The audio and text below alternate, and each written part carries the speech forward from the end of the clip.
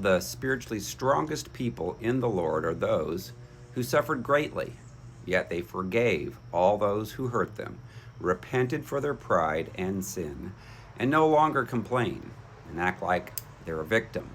They also refuse to walk in their fleshly desires. So, two of the hardest fruits of the Spirit to walk in are long suffering and self control. Most Christians cannot do it. The spiritually strongest people listen to the Lord, submit themselves unto obedience to Him. Oftentimes, that requires that they have to endure tremendous suffering and trials and tribulations that cause great emotional pain and even physical pain.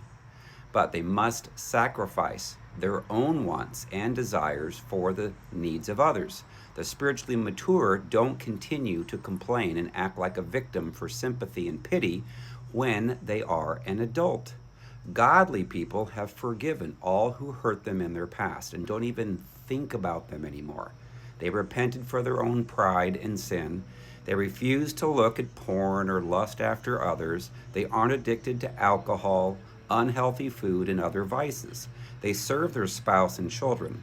They walk every day in the fruit of the Spirit, which is love, joy, peace, patience, kindness, goodness, faithfulness, gentleness, and self control.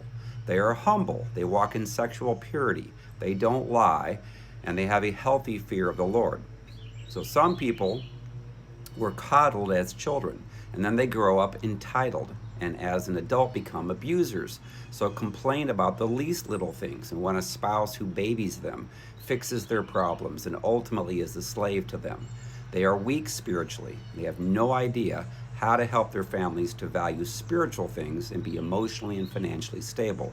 They're very selfish and demanding.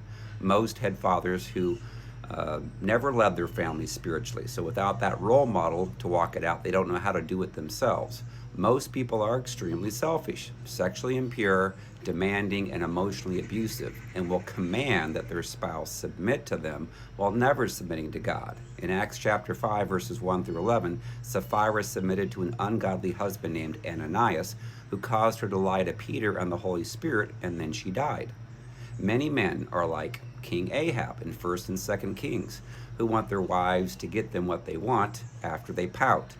Ahab wanted Naboth's vineyard to turn into a vegetable garden, but Naboth said no. So Ahab told his wife Jezebel, and then she got Naboth's vineyard for him by accusing him of blaspheming God and coming against the king. Naboth ended up dying. So,